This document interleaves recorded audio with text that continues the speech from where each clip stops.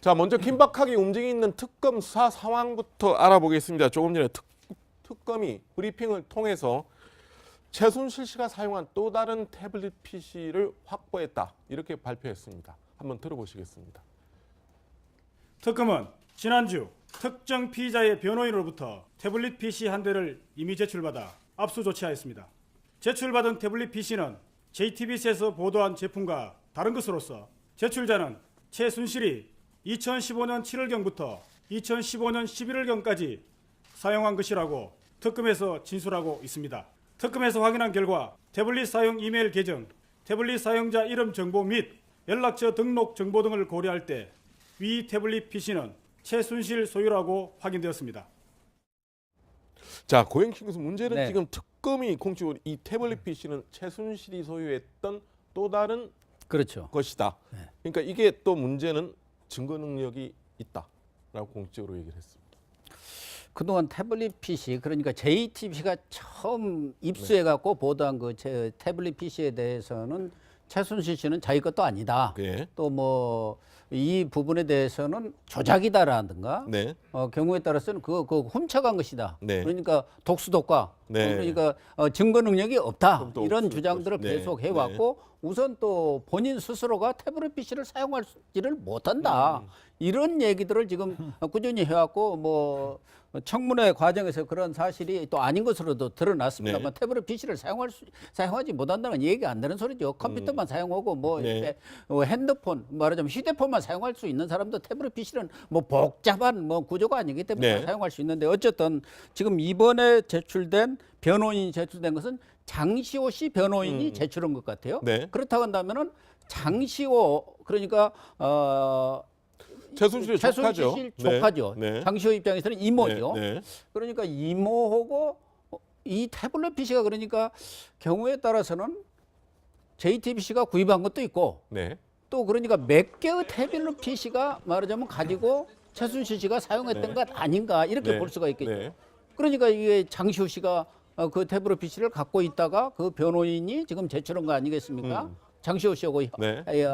협의를 해서 네. 그렇다고 본다면은 지금 최순실 씨가 태블릿 PC를 몇 개를 사용했고 태블릿 PC는 잘 사용하고 못 쓴다는 얘기는 거짓말이라는 것 하나 하고 장시호 씨와 최순실 씨 간에 뭔가 상당한 입장차가 있다. 말하자면은 그 다른 분들에 비해서 그러니까 네. 박근혜 대통령을 지근거리에서 네. 보좌했던 사람들은 지금 모르쇠로 일관하고 있는데 그 중에서 장시호, 차은택, 김종 네. 문체부 장관 뭔가 좀 입을 열기 이분들이 시작한다. 검찰에 상당히 협조적인 그런 입장을 취하고 있는 것으로 나와 있는 것으로 보면은 네. 장시호 씨는 사실은 뭐 장시호 씨의 경우는 그렇게 범죄 혐의가 크지가 않거든요. 네. 동계 그 영재 스포츠 센터 거기에서 일부 돈을 말하자면 횡령했다 그 정도기 때문에 경우에 따라서는 본인으로서는 크게 범죄 행위가 없기 때문에 네. 최순실과 같이 엮이는 것을 음. 꼬리를 잘라고 네. 말하자면 각자 도생해가겠다 독생해야겠다 그런 생각을 하고 말하자면 변호인을 통해서 최순실의 태블릿 PC를 또 다른 태블릿 PC를 제출한 거 아닌가 하는 생각을 합니다. 정호김 의원이 보시기 그렇다면 그동안에 뭐 장시호 씨가 처음부터 이걸 뭐 얘기하진 않았을 거고 여러 가지 특검에서 조사도 받고 검찰에 조사 받으면서 여러 가지 신경의 변화를 결국 일으키지 않았나? 왜 갑자기 마음을 바꿨을까? 근데 궁금하죠. 저는 개인적으로 그 청문회에 왜 동행명령 발부받아가지고 네. 등장하지 나왔죠. 않았습니까? 네. 그때부터 신경의 변화를 쉽게 일으키겠다 싶은 생각은 있었어요. 여러 네. 가지를 행태로 볼 때. 네. 근데 그때 증언을 하면서 아, 이모는 이메일을 열어볼 줄도 모른다 뭐 이런 식의 증언도 했거든요. 네. 근데 저렇게 아예 태블릿 PC를 제출하는 걸로 봐서는 네. 상당한 심경의 변화가 있었다. 근데 그 당시 증언할 때도 자기는 잘 모르는데 이 모든 것은 이모가 기획하고 지시한 대로 했다. 그렇게 계속 진술했었죠. 네, 그러니까는 조금 전에 고 박사님 말씀하신 대로 횡령선에서 또 실제로 자기는 횡령만 했는지도 모르겠습니다. 지금 차은택 같은 경우도 횡령만 지금 인정하고 싶어 하는 네. 그런 지금 그 상황이 지금 그 전개되고 있거든요. 네. 그래서 일단 최순실과 관련된 사람들의 이탈이 먼저 일어나고 있는 것 아니냐 이런 생각이 들고요. 네. 또 박근혜 대통령 주변에 있는 공직자들의 경우에도 이제 시간이 흐르면 흐를수록 그리고 진실에 그 퍼즐이 맞춰지면 맞춰질수록 이거 먼저 진실을 아무래도 토로하는 것이 본인에게도 유익하지 않겠습니까?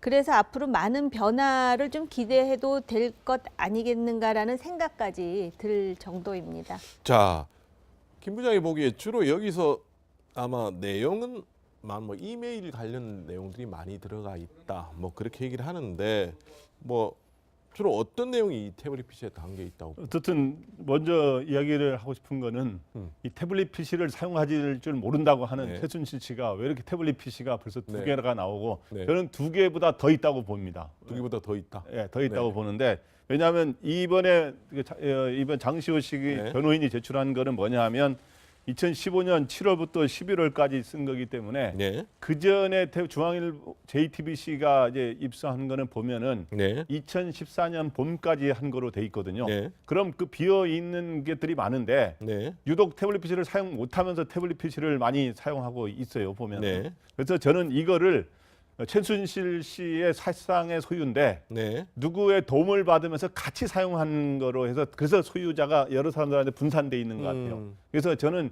이 부분을 할 때는 주로 장시우 씨가 야 이거 이렇게 해라 할 때 장시우 씨가 도와주는 네. 같이 공유하면서 쓰지 않았느냐는 들고 그 전에 아, JTBC 그 메일을 그러니까 공유했을 것이다. 네. 그러니까 요거를 최순실 씨의 기본적인 업무 이 태블릿 PC인데 그 업무를 도와주는 이렇게 네. 실제 자판을 두드리고 하는 거는 최순실 씨도 하지만 네. 장시호 씨가 워낙 믿는 사이 아닙니까? 네. 하고 네. 그러니까 장시호 씨가 많이 했어서 장시호 씨 사실상 네. 관리하고 있었을 거고 음. 그 전에 JTBC가 입수한 거는 네.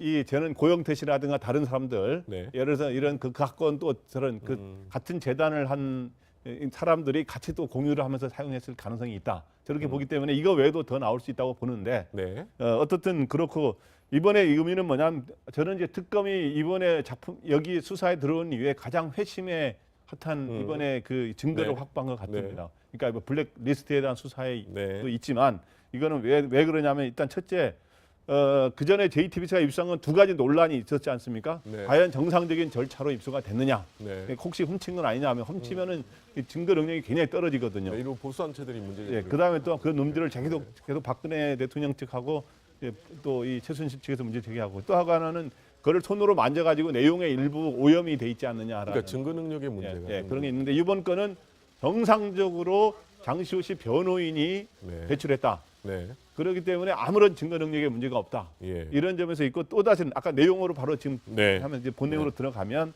이 내용에 그동안에 그 전에 발견된 건 2014년 초기 때문에 두 재단을 만들기 구상하기 전이에요. 네. 그렇기 때문에 재단의 모금과 관련된 거라든가 이 이제 최순실의 이권 개입과 관련된 내용들은 거의 없거든요. 네. 그런데 이번에 여기에 보니까 삼성그룹의 최 씨 일가에 대한 자금 지원과 관련된 이메일이 들어있다. 네. 지금 특검이 밝히려고 하는 가장 중요한 게 지금 그 최순실 씨와 박 대통령의 뇌물죄 또는 제3자 뇌물죄를 밝히려는 거 아닙니까? 네. 근데 그게 삼성의 합병 과정에서의 그러한 대가성과 어떻게 관련되느냐 하는데 네. 여기에 바로 삼성그룹의 어떤 그런 관련된 이메일 그다음에 수석 비서관 회의 말씀 자료 뭐 그거는 이제 그 전에 나왔던 거와 연관선상이니까 이제 새로운 건 아니지만 바로 그 점이 있다는 데서 이번에 뇌물죄 부분을 밝히는 결정도 간서가 될 수 있다.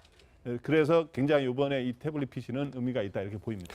자, 허 소장이 보기에는 어떻습니까? 이 태블릿 PC가 나오면 자연스럽게 오늘 특검이 이례적으로 이 증거 능력이 있다는 부분을 유독 강조했습니다. 이 부분은 그러면 어떤 형태로든 법원에 증거 채택 가능성이 높다고 볼 것이고 그런 차원에서는 뭔가를 입증할 가장 중요한 증거가 될 것이다. 여기 이제 들어가 있는 여러 이메일 관련 서류들 뭐 이런 내용들이겠죠 주로. 그렇습니다. 이거는 이제 그 장시호 씨 변호인이 네, 장시호 씨하고 협의해서 제출한 거 아닙니까? 네, 그러니까 그 취득 과정이 아주 투명하고 네, 그래서 검찰 특검 입장에서 보면은 뭐 이만한 좋은 증거물이 있을 수가 없죠. 그리고 그 안에 내용 네. 방금 말씀하셨지만 어쨌든 지금 특검이 밝히고자 하는 핵심 포인트가 뇌물죄나 제3자 뇌물죄 아닙니까? 네, 그 내용이 충분히 들어있는 거죠. 독일의 코레스포츠를 설립하는 과정 그리고 그 코레스포츠에 삼성에서 돈을 보내는 과정이 이게 이메일로 다 드러나 있는 거 아닙니까? 그러면 이제 이게 충분히 확실한 증거를 지금 잡은 거죠.